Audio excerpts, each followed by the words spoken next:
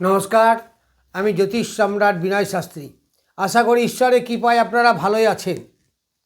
আমার আজকের ভিডিওর আলোচ্য বিষয় বক্রী বৃহস্পতি এবং বৃশ্চিক রাশি বা লগ্ন। আপনারা জানেন যে গত 5ই ডিসেম্বর বৃহস্পতি মিথুন রাশিতে প্রবেশ করেছে। তাহলে বক্র অবস্থায় প্রবেশ করেছে, কারণ 11ই নভেম্বর বৃহস্পতি বক্রী হয়েছে। তা বক্রী গতি মানে কি? উল্টো দিকে যাওয়া, অর্থাৎ মিথুন থেকে তো কর্কটে আসে ন্যাচারালভাবে গ্রহ। তাহলে বক্র গতি মানে উল্টো দিকে, অর্থাৎ কর্কট থেকে মিথুনের দিকে যাচ্ছে। তাহলে এই মিথুনে যাওয়ার দিকে যেতে যেতে গত 5ই ডিসেম্বর 2025 এই বৃহস্পতি মিথুন রাশিতে প্রবেশ করেছে। তাহলে বৃশ্চিক রাশি জাতক জাতিকাদের উপর কীরূপ প্রভাব বিস্তার করবে? আমি আগে বক্রী গ্রহ সম্বন্ধে বলেছি যে বক্রী গ্রহ পৃথিবীর অনেক কাছাকাছি যখন চলে আসে কোনো গ্রহ,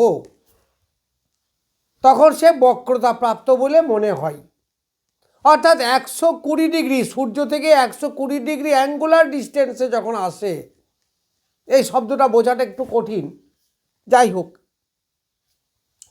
তখন কোনো গ্রহকে দেখে মনে হয় বক্রতা প্রাপ্ত হয়েছে। যাই হোক, তাহলে এক কথায় যেটা বোঝার দরকার সেটা হচ্ছে গ্রহটা পৃথিবীর খুব কাছাকাছি চলে এসেছে। তা যদি কাছাকাছি চলে আসে তাহলে তার প্রভাব পৃথিবী পৃষ্ঠে অনেক বেশি পড়বে। তার পৃথিবী পৃষ্ঠে জাত যে কোনো প্রাণী, তাদের উপর তার প্রভাব বেশি পড়বে। তাহলে আমাদের উপর যদি তার প্রভাব বেশি পড়ে, তাহলে সেই প্রভাবটা কি ভালো হবে না খারাপ হবে? প্রথম বলি যে শুভ গ্রহের প্রভাব অনেক বেশি হবে, আর অশুভ গ্রহের প্রভাব অশুভত্বর দিক থেকে অনেক বেশি হবে, কারণ অনেক বেশি বলবত্তা প্রকাশ করে এই সময়। তাহলে এই বৃহস্পতি আমাকে কি ফল দেবে? মনে রাখবেন, সাধারণ বৃহস্পতি অর্থাৎ মার্গী বৃহস্পতি এবং বক্রী বৃহস্পতি কিন্তু অনেক তফাৎ। মার্গী বৃহস্পতি অনেক সফট, কিন্তু বক্রী বৃহস্পতি অনেক হার্ড। একে যদি সাধু বলা হয়, তাহলে এই বক্রী বৃহস্পতি কিছুটা অ্যান্টিসোশাল বলা যেতে পারে। তার মধ্যে উগ্রতা অনেক বেশি, তাণ্ডব অনেকটা বেশি,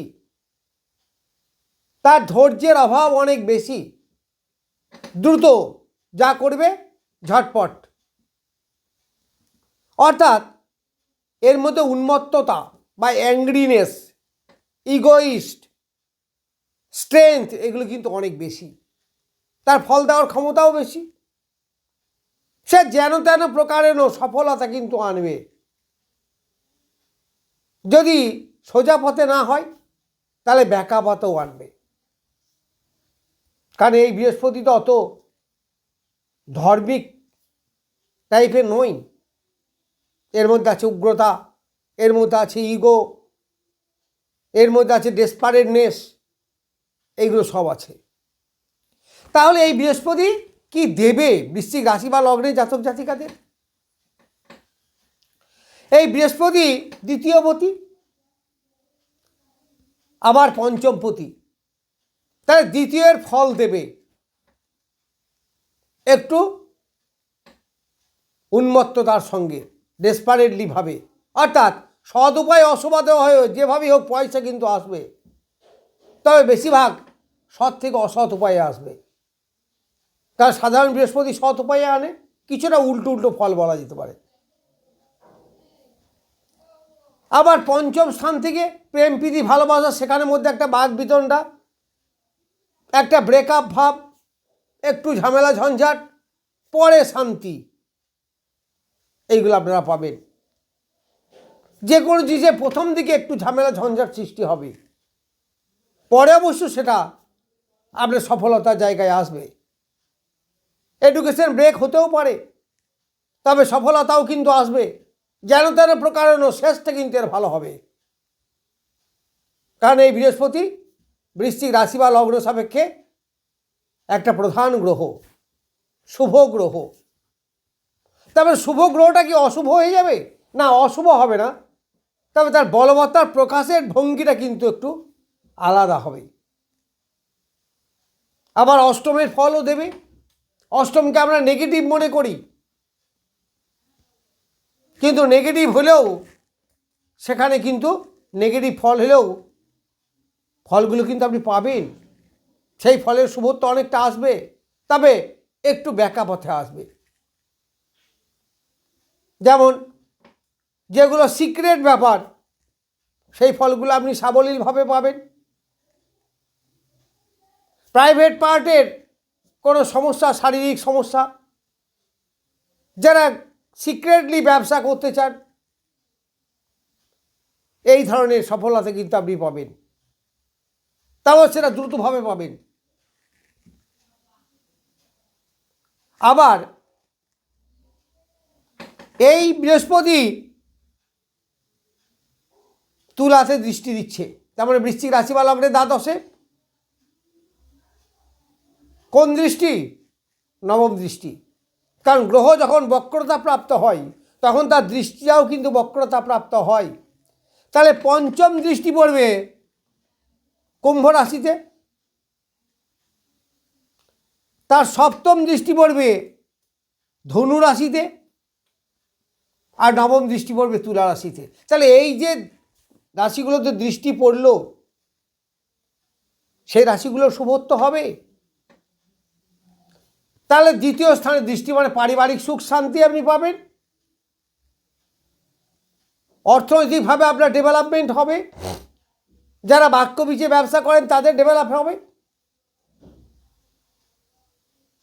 এইবার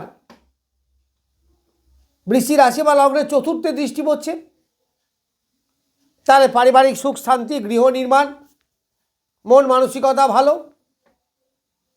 এইগুলো আপনি পাবেন। এছাড়া দ্বাদশ তুলা রাশি, শয্যা সুখ, সৎ ব্যয়, কোনো টাকা ইনভেস্টমেন্ট করা, বিদেশে কর্মসূত্রে যাওয়া, এইগুলো ডেভেলপমেন্ট হবে। এইগুলো আপনি কিন্তু এই সময় পাবেন। এই বৃশ্চিক রাশিতে 3টে নক্ষত্র আছে। একটা হচ্ছে বিশাখা, যার অধিপতি বৃহস্পতি। 2 নম্বর হচ্ছে অনুরাধা, যার অধিপতি শনিদেব। এবং 3 নম্বর হচ্ছে জ্যেষ্ঠা, যার অধিপতি বুধ। তাহলে এই নক্ষত্র সাপেক্ষে বৃহস্পতি এখন 7 নম্বর নক্ষত্রে আছে তুলা রাশি, তার মানে তার নিজের নক্ষত্রেই আছে। তাহলে বিশাখা নক্ষত্রে যাদের জন্ম, তাদের জন্ম নক্ষত্রতেই বৃহস্পতি আছে। খুব শুভ ফল পাবেন, শারীরিক সক্ষমতা, মানসিক শান্তি, এইগুলো আপনারা পাবেন। যারা দীর্ঘদিন ধরে রোগে ভুগছেন, হসপিটালে আছেন, তাদের সেখান থেকে মুক্তি হবে। অর্থনৈতিক কাঠামো সেটাও ভালো হবে। তারপর 17 যাদের জন্ম নক্ষত্র, অর্থাৎ অনুরাধা যাদের জন্ম নক্ষত্র, তাদের কাছে এই বিশাখাটা খুব ভালো নক্ষত্র, কারণ অতিমিত্র। তার চতুর্দিক থেকে আপনি হেল্প পাবেন, শারীরিক হেল্প, মানসিক হেল্প, এডুকেশনের হেল্প, তারপরে সৎ পথ মানে সৎভাবে শরীরকে পরিবহন করা বা শরীরে রোগ মুক্তি ঘটা, এইগুলো আপনি সব পাবেন, কারণ অতিমিত্র নক্ষত্র, পরের হেল্প। এইবার যাদের 18 নক্ষত্রে জন্ম, তাদের কাছে জ্যেষ্ঠা যার জন্ম নক্ষত্র, তার পক্ষেও ভালো, তারও মিত্র নক্ষত্র,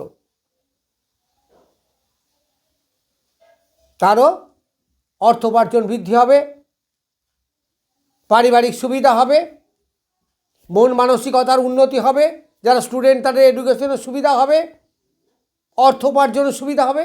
এইগুলো আপনারা সারা মানে যতদিন পর্যন্ত বকরি থাকবে পাবে। তাহলে বকরি থাকবে কত? 11 মার্চ পর্যন্ত। 11 মার্চে মার্গী হবে। তার আগে পর্যন্ত আপনারা এই ফলগুলো পাবেন। যাই হোক, আমি বকরি বৃহস্পতি নিয়ে কিছু বললাম। নমস্কার, আজ এ পর্যন্তই।